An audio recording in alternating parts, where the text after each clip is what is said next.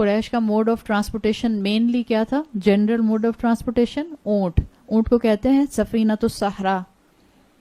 کیا مطلب ہوگا؟ سفینہ کس کو کہتے ہیں؟ شپ یا کشتی کو.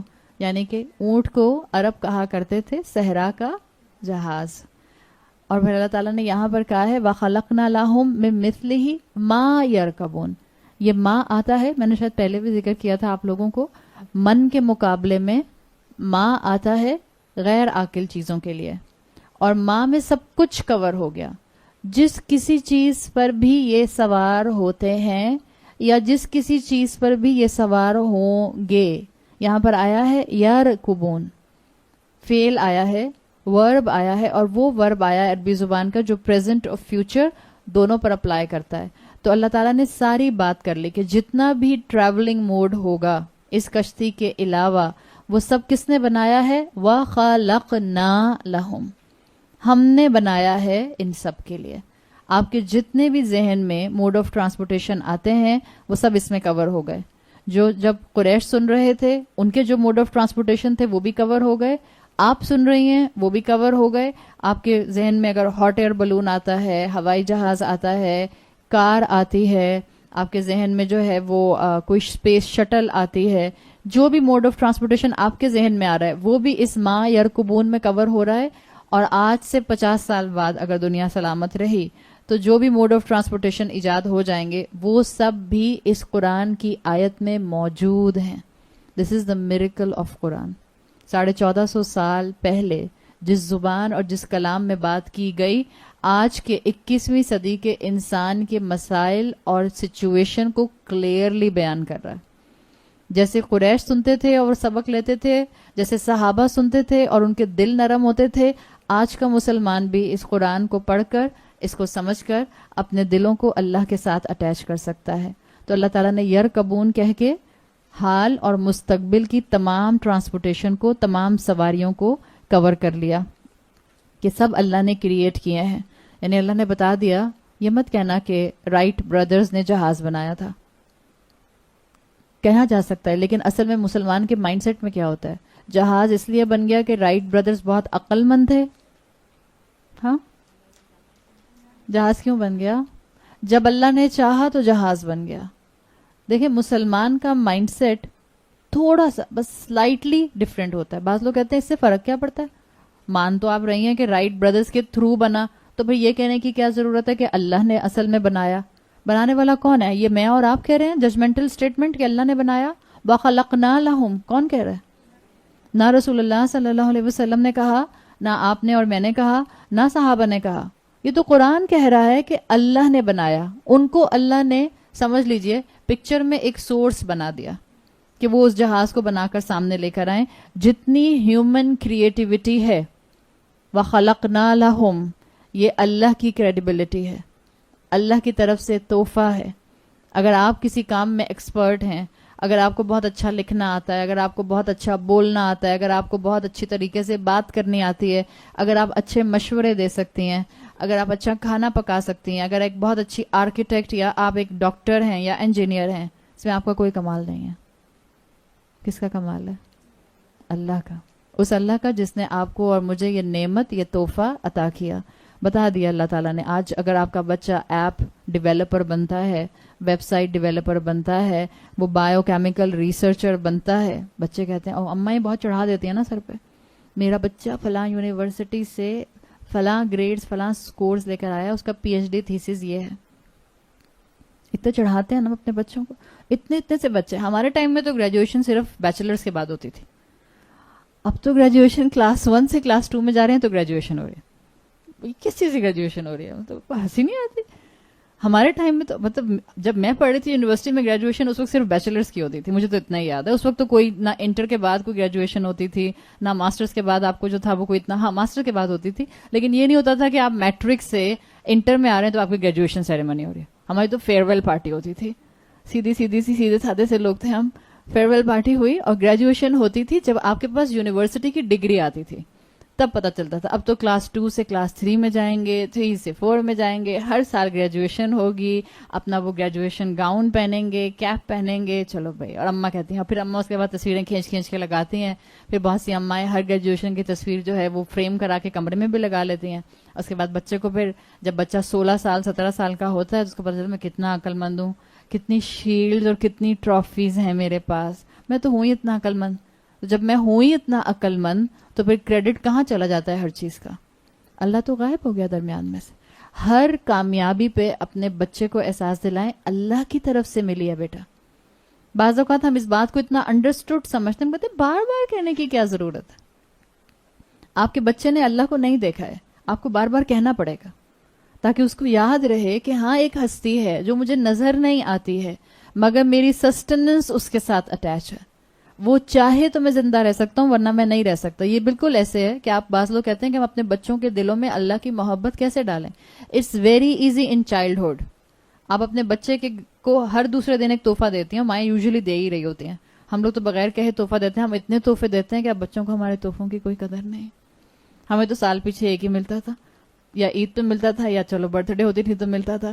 اتنے تحفے ہمیں نہیں ملتے تھے. اب تو اماں جب جاتی ہیں باہر بچے کے لیے کچھ لے کر آ جاتی ہیں تو بچہ بھی فار گرانٹیڈ لیتا ہے. آپ اپنے بچے میں اللہ کی محبت کیسے ڈال سکتے ہیں, اسپیشلی اگر آپ کا بچہ چھوٹا ہے. آپ جب اس کو کوئی تحفہ دیں آپ کہیں اللہ تعالیٰ نے دیا ہے. جیسے میں آپ کو ایک مثال دوں, بہت عام سی مثال.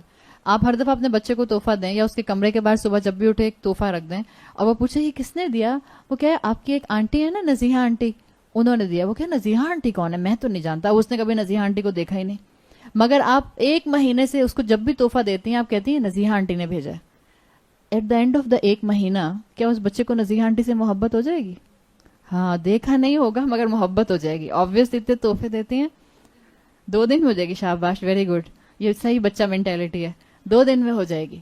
جب آپ اللہ تعالیٰ کے ساتھ بچوں کو ایسے کنیکٹ کریں گے کہ بیٹا تمہارا جو رزلٹ آیا یہ اللہ تعالیٰ کی رحمت سے آیا, اللہ نے تمہاری کوشش کو قبول کیا. جب آپ کے یہ 2 جملے 3 جملے جائیں گے تو انشاءاللہ آپ کے بچے کے اندر آہستہ آہستہ اللہ کی ایکنالجمنٹ آنا شروع ہو جائے گی. اور ہمیں یہی کرنے کی ضرورت ہے. انسانوں کا کوئی کمال نہیں ہوتا. آپ جتنے انوینٹرز ہیں ان کی بایوگرافیز پڑھیں, اور آپ پڑھیں تو آپ کو اس وقت صرف اللہ کا کلام یاد آتا ہے اور رسول اللہ صلی اللہ علیہ وسلم کی تعلیمات کے اوپر آپ کو معجزہ ہونا یقین ہو جاتا ہے. آپ اتنے انوینٹرز کی بایوگرافیز پڑھیں, وہ کہتے ہیں ہم سال ہر سال محنت کرتے رہے چیزوں کو ڈٹرمن کرنے کی, ان کو فائنلائز کرنے کی, ان کو فائنلی انوینٹ کرنے کی, لیکن ہمیں بس ایک مرتبہ کئی سالوں کے بعد کئی مہینوں کے بعد ایک ڈریم آیا, اس میں ہمیں پتہ چلا کہ ایسے نہیں ایسے کرنی چاہیے چیز, اور جب ہم نے ایسے کی تو وہ انوینشن بن گئی. اور آپ رسول اللہ صلی اللہ علیہ وسلم کی احادیث پڑھیں جس کا میں مفہوم آتا ہے کہ اب وہی ختم ہو گئی رسول اللہ صلی اللہ علیہ وسلم پر, لیکن وہی کا 46 پارٹ, بہت معمولی سا پارٹ انسان کے لیے خوابوں کی شکل میں موجود ہے. آپ کو سچے خواب آ سکتے ہیں. اور اگر آپ ان انوینٹرز کی بایوگرافیز پڑھتے ہیں جنہوں نے بڑی بڑی انوینشنز کی, یہ کہتے ہیں کہ ہمیں بس اس انوینشن سے 1 دن پہلے 2 دن پہلے خواب آیا تھا کہ اس کام کو یوں نہیں یوں کرو, اس کنیکشن کو یوں نہیں یوں بناؤ. یعنی وہ خواب کیا تھا؟ That was actually intuition, and intuition from اللہ سبحانہ و تعالیٰ, جس کو آپ الہام کہتے ہیں. اللہ نے الہام رکھا ہے, ابھی بھی انسانوں کو الہام ہو جاتا ہے. آپ اور میں جب استخارہ کرتے ہیں, دعائے استخارہ, تو یہ آپ اور میں اس کے بعد کسی فرشتے کا انتظار کرتے ہیں. دعائے استخارہ کرنے کے بعد ضروری نہیں ہوتا کہ آپ کو ضرور خواب میں نظر آئے گا. یہ بات بھی لکھ لیجیے اور سمجھ لیجیے. نہ دعائے استخارہ کرنے کے لیے ضروری ہے کہ آپ رات میں کریں اور اس کے بعد کسی سے بات نہ کریں. نو سچ تھنگ ان سننا, نو سچ تھنگ. نہ دعائے استخارہ اور استخارہ کسی اور سے کروایا جاتا ہے, استخارہ خود کیا جاتا ہے. And there is no form of instant استخارہ. آپ مجھے فون کریں, عائشہ میرے لیے استخارہ کر دیں پلیز, میں یہ کام کروں یا نہ کروں, اور میں 2 منٹ میں کہوں ہاں ہاں کر لیں. دوسرا فون آئے, عائشہ میں یہاں جاؤں یا نہ جاؤں, میں کہوں نہیں جائیں. مطلب میرے پاس کوئی جن بیٹھا ہے جو مجھے بتا رہا ہے. الہام ہونے میں ٹائم لگتا ہے. ابھی میں نے آپ کو بتایا جو انوینٹرز ہوتے تھے ان کو سال ہر سال لگتے تھے محنت کرنے میں. ایک کنیکشن نہیں بن رہا, بس جہاں کنیکشن بن گیا وہاں بلب بن گیا, جہاں کنیکشن بن گیا وہاں ٹیلی فون بن گیا, وہاں اور چیزیں بن گئیں. تو یہ چیز یہاں مینشن کی گئی ہے کہ تمہاری ساری کوششوں کے پیچھے تمہیں ڈائریکشن دینے والا اور سمجھانے والا اور کامیابی دینے والا کون تھا؟ وَخَلَقْنَا لَهُمْ, ہم نے پیدا کیا ان سب کے لیے. اللہ تعالیٰ تھے ان سب کے پیچھے. میری کوششوں میں اثر اللہ ڈالتا ہے. آگے فرمایا آیت نمبر 43, وَإِن نَشَأْ نُغْرِقْهُمْ فَلَا صَرِيخَ لَهُمْ وَلَا هُمْ يُنْقَذُونَ. اور اگر ہم چاہتے تو ان سب کو ڈبو دیتے اور ان کی چیخ, ان کی اسکریم سننے والا کوئی بھی نہ ہوتا, اور نہ کوئی ان کو ریسکیو کر سکتا, نہ کوئی ان کو بچانے والا ہوتا. مثال کے طور پر اگر آپ اسی آیت کو ان نشا نغرقہم کشتی پر لے کر جائیں پیچھے فوراً, اس لیے کہ پیچھے فوراً کشتی کا ذکر آ رہا ہے نا. جب اللہ تعالیٰ چاہے تو سمندر کے درمیان میں کشتی کو ڈبو سکتا ہے. جب اللہ چاہے تو کچھ ہی تھوڑی سی ہی ساحل سے آگے لے جا کے کشتی کو ڈبو سکتا ہے. یہ جو انسان ڈوب جاتے ہیں بیچ پہ, آپ سوچیں بیچ کے کتنے دور جاتے ہیں, کوئی مڈل آف دا اوشن نہیں ہوتے ہیں. ایک ہائی ٹائیڈ آتی ہے اور لوگوں کے پاؤں اکھڑتے ہیں, اور 10 تھے تو 5 بہ گئے پانی میں, ختم. اللہ جس وقت چاہے تمہاری زندگی کو ختم کر دے. اللہ جس وقت چاہے تمہاری صحت اور تمہارے سٹیمنا کو ختم کر دے. اللہ جس وقت چاہے تمہاری کشتی کو ڈبو دے. ان نشا نغرقہم, ہم جس وقت چاہتے ہیں, جب ہم اس کا فیصلہ کر لیتے ہیں, ہم اس کو غرق کر دیتے ہیں. اور انسان کو پھر ریسکیو کرنے والا کوئی نہیں ہوتا. آپ دیکھیں پانی میں آپ مڈل آف دا اوشن چیخیں تو بھی آواز نہیں آئے گی. کوئی ہوتا ہے آس پاس, کوئی آواز نہیں آتی. اور جب پانی میں آپ ڈوب رہے ہوتے ہیں, چاہے آپ بہت دور بھی نہ ہوں ساحل سے, آپ اگر پانی میں ڈوب رہے ہوں, اگر آپ تجربہ کرنا چاہیں, اللہ نہ کرے, سوئمنگ پول میں جائیے گا, ذرا تھوڑا سا نیچے جانے کی کوشش کیجیے گا اور ہلکی سی سانس چھوڑیے گا, تو جو لنگز میں پانی آتا ہے آپ چیخنا بھی چاہیں تو آپ نہیں چیخ سکتے. It's impossible. اللہ تعالیٰ نے کہا ہے وَلَا هُمْ يُنْقَذُونَ, ان کو ریسکیو کرنے والا کوئی بھی نہیں ہوگا. جب انسان کے ہاتھ میں اس کی کوشش سے زیادہ کچھ نہیں ہے. جیسے انسان اپنے فائدے کے لیے کشتی نہیں بنا سکتا خود سے, جب تک کہ اللہ کی طرف سے انٹیوشن نہ ہو. انسان اپنے فائدے کی کوئی چیز نہیں بنا سکتا. انسان اپنے فائدے کا فیصلہ نہیں کر سکتا. فیصلے تک کرنے کے لیے ہمیں دعائے استخارہ سکھائی گئی ہے. تو آپ سوچیں کہ انسان اپنی زندگی کو اپنی طاقت سے جس راستے پر چاہے کیسے موڑ سکتا ہے. It's a fallacy. اصل طاقت, اصل اختیار, اصل اتھارٹی, اصل غالب صرف اللہ ہے. لا غالب الا اللہ, لا غالب الا اللہ. جہاں آپ کو لگے کہ چیزیں آپ کے کنٹرول میں نہیں ہیں, بتائیں اپنے آپ کو, پڑھیں اس جملے کو, لا غالب الا اللہ, کوئی غالب نہیں ہے اللہ کے علاوہ. بالکل جیسے ہم کہتے ہیں لا الہ الا اللہ, کوئی الہ ہے ہی نہیں اللہ کے علاوہ. بالکل جیسے ہم کہتے ہیں لا شریک الا اللہ, کوئی شریک نہیں ہے اللہ کے علاوہ, صرف اللہ ہے جو میرے ساتھ ہے, جو اللہ میرے ہر غم اور خوشی میں میرے ساتھ موجود ہے, ورنہ سب انسان ساتھ چھوڑ کر چلے جاتے ہیں. اس کانسیپٹ کو جتنا مضبوط کریں گے, لا غالب الا اللہ قرآن میں آتا ہے سورہ توبہ میں میرا خیال ہے. جب آپ کو لگے چیزیں آؤٹ آف کنٹرول ہو رہی ہیں, آپ اپنا سارا کام اللہ کے اوپر سپرد کر دیں. اللہ میرا معاملہ آپ کے سپرد ہے. تو پھر سمندر کی کتنی بھی گہرائی ہو, اداسی کے کتنے ہی سمندر کیوں نہ ہو, آپ کو نا امیدی کتنی بھی نظر کیوں نہ آ رہی ہو, اللہ انشاءاللہ وہاں سے راستہ نکالے گا. اس لیے کہ اللہ ہے صرف ریسکیو کرنے والا, اور انسانوں کو ریسکیو کرنے والا کوئی نہیں ہو سکتا. آگے آیت نمبر 44 میں فرمایا الا رحمتا منا ومتاعا الی حین. یہ اللہ بتا رہا ہے کہ اس آیت نمبر 44 کا پیچھے کنیکشن ہے. یعنی اللہ جب چاہے تمہیں غرق کر دے. کشتیوں سے بات ہو رہی تھی کہ تم نے اپنے ضروریت کو کشتیوں میں سوار کیا, لوڈڈ کشتیوں میں. پھر اللہ تعالیٰ نے بتایا کہ یہ کشتی جو ہے تمہاری, اس کو اللہ جب چاہے اس کو غرق کر دے. آگے اللہ تعالیٰ کہہ رہا ہے الا رحمتم منا, یعنی کشتی نہیں چلتی تمہاری سوائے اللہ کی رحمت کے. اللہ کی رحمت کے بغیر آپ کا اور میرا ایک جگہ سے دوسری جگہ کامیابی سے پہنچ جانا ممکن نہیں ہے. اللہ کی کامیابی کے بغیر ہمارے ارادے کا مکمل ہو جانا ممکن نہیں ہے. اللہ کے اذن کے بغیر اور اللہ کی مرضی کے بغیر آپ کا اور میرا زندہ رہنا ممکن نہیں ہے. الا رحمتا منا و متاعا الی حین, یہ تم ایک جگہ سے دوسری جگہ آسانی سے پہنچ جاتے ہو, یہ کبھی ممکن نہ ہوتا اگر ہماری رحمت نہ ہوتی. دس از دا لٹرل ٹرانسلیشن. اگر آپ اس آیت کو پیچھے آیت نمبر 43 سے کنیکٹ کریں, تمہارا ایک جگہ سے دوسری جگہ پہنچ جانا ممکن نہ ہوتا اگر ہماری رحمت نہ ہوتی. ہم یہاں روز آ رہے ہیں الحمدللہ, ابھی بھی آپ اور میں آئے ہیں. یہ سوچا تھا آتے ہوئے یہاں پہ؟ ہمارے ذہن اتنے آکیوپائڈ ہوتے ہیں کہ بعض اوقات ہم چھوٹی چھوٹی باتیں نہیں سوچ پاتے. ہم گھڑی دیکھ رہے ہوتے ہیں, اوہ 3 منٹ رہ گئے 2:30 بجنے میں, 2 منٹ رہ گئے, ہائے چولہا بند کیا تھا کہ نہیں کیا تھا, ہائے کمرہ لاک کیا تھا کہ نہیں کیا تھا, آئے ماسی کو یہ کہا تھا کہ نہیں کہا تھا, جب میں جاؤں گی تو وہ تو غٹ سو رہی ہوگی, پھر جب اٹھاؤں گی تو سحری کا ٹائم, افطاری کا ٹائم ہونے والا ہوگا. ہمارے ذہن اتنے آکیوپائڈ ہوتے ہیں. ہم اس جگہ پر اپنے گھر سے نکلنے کے بعد خیریت سے پہنچ گئے, صرف کس وجہ سے؟ صرف اللہ کی رحمت کی وجہ سے. آپ اور میں ارادہ کریں کہ ہم کلاس میں جائیں گے اور ہم اس میں کامیاب ہو جائیں, صرف اللہ کی رحمت کی وجہ سے. آپ اور میں, آپ سوچیں کتنا بڑا جہاز, کتنی ٹریولنگ کرتے ہیں ہم لوگ جہاز پر, ہوائی جہاز پر. ہر مرتبہ جب اس کا انجن سٹارٹ ہوتا ہے ایک دہشت تو آتی ہے نا, آواز جو آتی ہے. آپ چاہے ہر مہینے ٹریول کرنے والے ہوں, جب اس کے انجن سٹارٹ ہوتے ہیں اور وہ رن وے پر دوڑتا ہے تو ایک دہشت آتی ہے انسان کے اندر. حقیقت ہے, آپ کتنا فریکوینٹ ٹریولر کرنے والے ہوں, آپ کے اندر ایک خوف آتا ہے, ایک ہیبت آتی ہے. اور آپ سوچیں کہ کتنے 100 لوگوں کو لے کر اتنا ٹن وزنی جہاز ہوا میں فلوٹ کرتا ہے, خیریت سے اوپر جاتا ہے, خیریت سے نیچے آ جاتا ہے.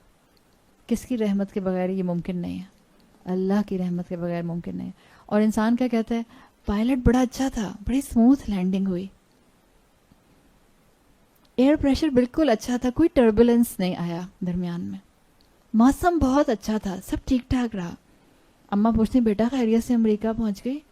پھر اماں کو بتاتے ہیں ہاں اماں بہت اچھی فلائٹ تھی, کھانا بھی بہت اچھا تھا, پائلٹ بھی بہت اچھا تھا, ایئر ہوسٹس بھی بہت اچھی تھی. بیٹا ہوگا تو کہے گا ایئر ہوسٹس بہت اچھی تھی, بیٹی ہوگی تو کہے گی ہاں ٹھیک تھی, سیدھے منہ بات ہی نہیں کر رہی تھی. ان چیزوں میں دھیان رہتا ہے. آپ سوچیں جہاز کا اوپر آسمان پر اٹھنا اور 25,000 30,000 فٹ کی بلندی پر چلے جانا, اور پھر اس 30-35,000 فٹ کی بلندی سے نیچے آنا, یہ اللہ کی رحمت کے علاوہ ممکن نہیں ہو سکتا. Same is the case with ship. اتنا لوڈ لے کر تیرتا ہے.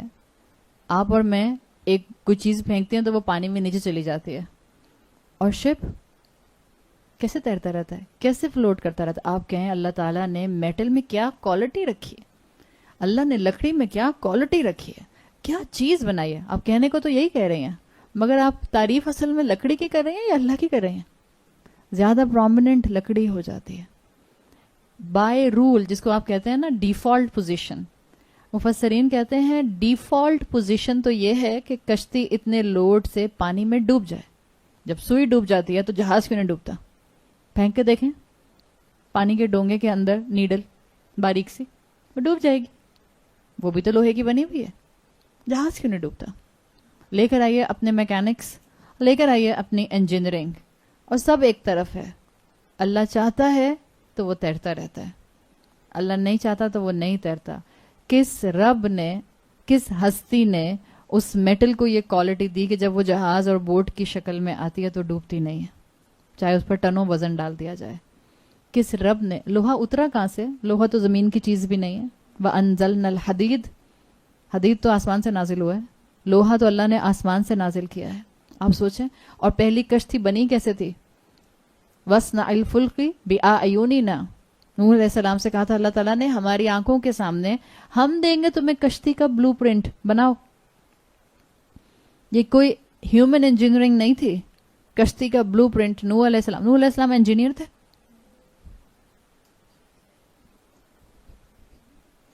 بعض لوگ اتنی بحث کرتے ہیں, بس ان کو نہیں ماننا تو صرف اسلام, قرآن اور رسول اللہ صلی اللہ علیہ وسلم کی بات کو نہیں ماننا. میں کہتے ہیں کیا پتا نوح علیہ السلام کے اندر انجینئرنگ کے جینز ہوتے ہوں گے. اب آپ کیا بحث کریں گے ایسے انسان سے؟ قرآن کی آیت نظر نہیں آ رہی؟ وَاصْنَعِ الْفُلْكِ بِأَعْيُنِنَا, بنائیے اس کشتی کو ہماری آنکھوں کے سامنے. بلو پرنٹ تو اللہ دے رہا تھا, وہ اللہ کے رسول تھے, فرشتہ آتا تھا ان کے پاس وحی لے کر, تو فرشتے کے لیے کیا مشکل تھا ان کو وحی کر دیتا. الہام سے بڑھ کر وحی ہوتی تھی. الہام تو چھوٹی معمولی چیز ہے, آپ کے اور میرے جیسے معمولی انسانوں کو الہام ہوتا ہے, انٹیوشنز ہوتی ہیں. اللہ تعالیٰ رسولوں کو تو وہی بھیجتا تھا direct, without a doubt, without a shadow of a doubt. مجھے اور آپ کو اپنے الہام پر ڈاؤٹ ہو سکتا ہے, رسولوں کو اپنی وحی پر ڈاؤٹ نہیں ہوتے تھے. اور ہم کہتے ہیں کہ اللہ کی انجینئرنگ نہیں, انسانوں کی انجینئرنگ ہے. ہم اللہ کو بھولیں نہیں, انسان کی تعریف کریں لیکن اس انسان کی تعریف میں رب کی تعریف کو مت بھولیں. ہم رب کی تعریف، رب کی ایکنالجمنٹ بھی ماحول دیکھ کے کرتے ہیں.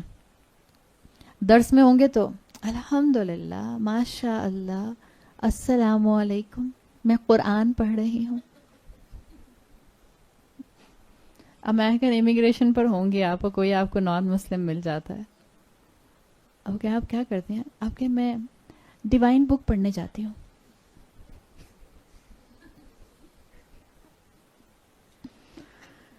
کسی کارپوریٹ ڈنر میں ہوتے ہیں، چھینک آتی ہے، وہی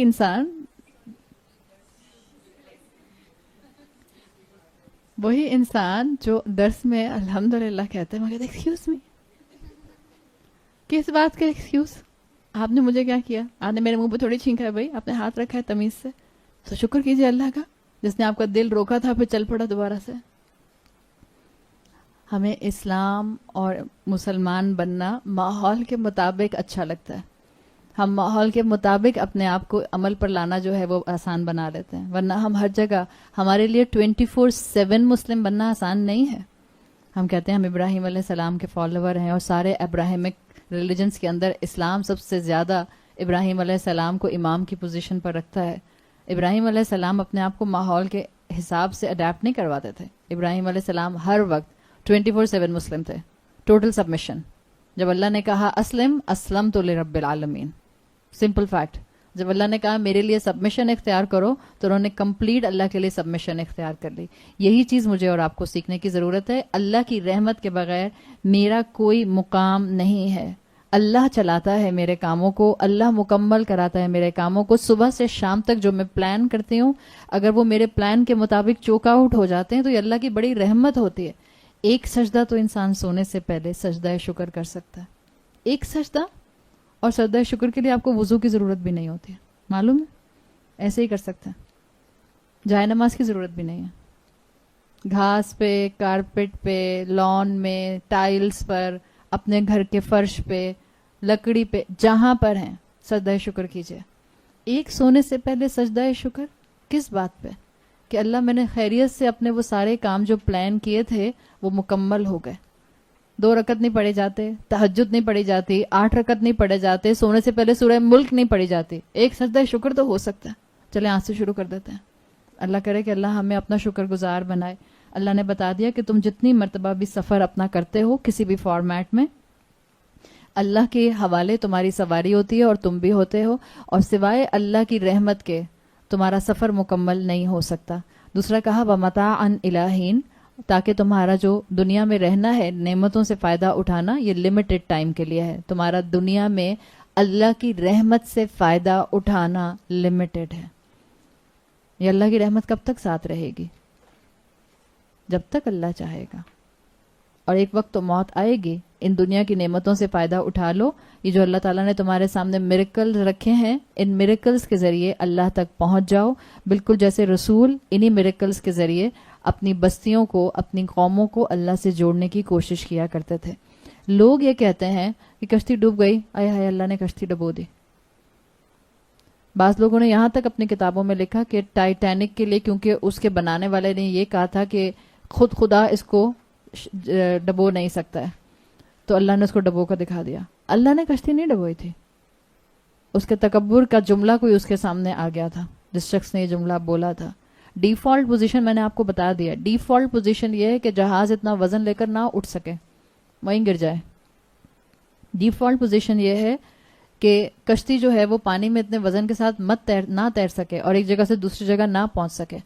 لیکن یہ انسانوں کا ذہن رہا، کیونکہ انسانوں کی اکثریت ناشکری رہی اور انسانوں کی اکثریت شیطان کے ٹریپ میں رہی. تو جب بھی، جیسے میں نے قریہ میں مثال دی تھی آپ کو رسولوں کی، کہ جب کسی بستی میں رسول آتے تھے اور وہ ڈراتے تھے کہ دیکھو اگر ہماری اطاعت نہ کی تو سزا آ جائے گی، تو قومیں کہا کرتی تھیں تم تو ہو ہی ہمارے لیے بیڈ اومن، تمہارے آنے سے جو ہے وہ سزائیں آ جاتی ہیں، عذاب آ جاتے ہیں. رسولوں کے آنے سے عذاب نہیں آتے تھے. رسول تو عذاب آتی ہوئی بستی میں سے بھی کچھ لوگوں کو اپنی طرف نکالنے کی کوشش میں آتے تھے کہ شاید جو بچ سکتے ہیں وہ بچ جائیں. ایسے ہی کوئی آفت، کوئی ایکسیڈنٹ جو ہوتا ہے وہ اللہ کی طرف سے نہیں ہوتا، وہ تمہارے اپنے ہاتھوں کی کمائی ہوتی ہے. قرآن میں آتا ہے بیما کسبت ایدیکم، آپ اگر اسلام کی فلسفی دیکھیں تو مسلمان کا ایک جو گفتگو کا انداز ہونا چاہیے وہ کیا ہونا چاہیے؟ ہر خیر میرے رب کی طرف سے ہے اور ہر شر میرے اعمال کے اثرات کی وجہ سے ہے. دس is the philosophy of a mind set of a believer.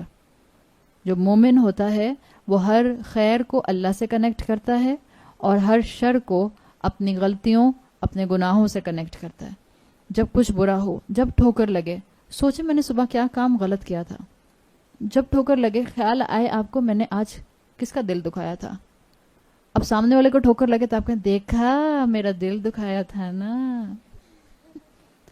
سامنے والے کی ٹھوکر پر نہیں یہ کہنا. یہ اپنا مائنڈ سیٹ بنانا ہے. فرق ہے نا. مومن فنگر پوائنٹنگ نہیں کرتا. مومن تو جب کسی کی اصلاح کرنا چاہتا ہے تو بہت محبت سے پیچھے پڑ آئے رسولوں کا طریقہ کیا ہے اور رسولوں کے فالوورز کی سنت کیا ہے. سامنے والے کو ٹھوکر لگی، بچہ گرتا ہے، اماں کہتی بہت اچھا ہوا، کہنا نہیں مانا تھا نا میرا. کتنے کامن ہمارا عام سے کہہ دیتے ہیں. بچہ کہتا ہے ہائے آج میری کوئی فرینڈ نہیں آئی، میں اسکول اکیلا چلا گیا. اماں کہتی ہیں ہاں بہت اچھا ہوا، منع کیا تھا نا میں نے مت جاؤ. نہیں، جب سامنے والے کے ساتھ برائی آئے تب نہیں بولنا. آپ کو ٹھوکر لگے تو سوچیں کہ صبح میں نے کیا غلطی کی، کیا چیز میں نے مس کر دی. کیا میں نے فجر کی نماز چھوڑ دی؟ کیا میں نے فجر کا قرآن چھوڑ دیا؟ کیا میں نے جھوٹ بولا؟ کیا میں نے بیک بائٹنگ کی؟ کیا میں نے اپنے شوہر کے ساتھ جو ہے وہ کوئی ناشکری کا جملہ بولا؟ کیا میں نے اپنی امی ابا کی پرواہ نہیں کی؟ کیا میں نے اپنے ساس سسر کو جو ہے وہ گھر کا ایک بیکار سا جو کونے میں پڑا ہونے والا کوئی ڈیکوریشن پیس سمجھا؟ یہ سب چیزیں مجھے خیال آئیں. یاد رکھیں انسان کی سزاؤں کے اندر ایک کیٹیگری یہ ہے کہ بعض دفعہ انسان کی غلطی کی سزا اللہ اس کو نقد دے دیتا ہے. نقد کہتے ہیں فوراً مل جاتی ہے. And it's a blessing of اللہ. آپ کو ٹھوکر کا لگنا اور اس ٹھوکر کے لگنے کے بعد آپ کو اپنی صبح کی غلطی کا یاد آ جانا، اٹس اے بلیسنگ. اس لیے کہ غلطی یاد آئے گی تو انسان توبہ کرے گا اور اپنی اصلاح کر لے گا. تو بعض سزائیں انسان کو نقد مل جاتے ہیں.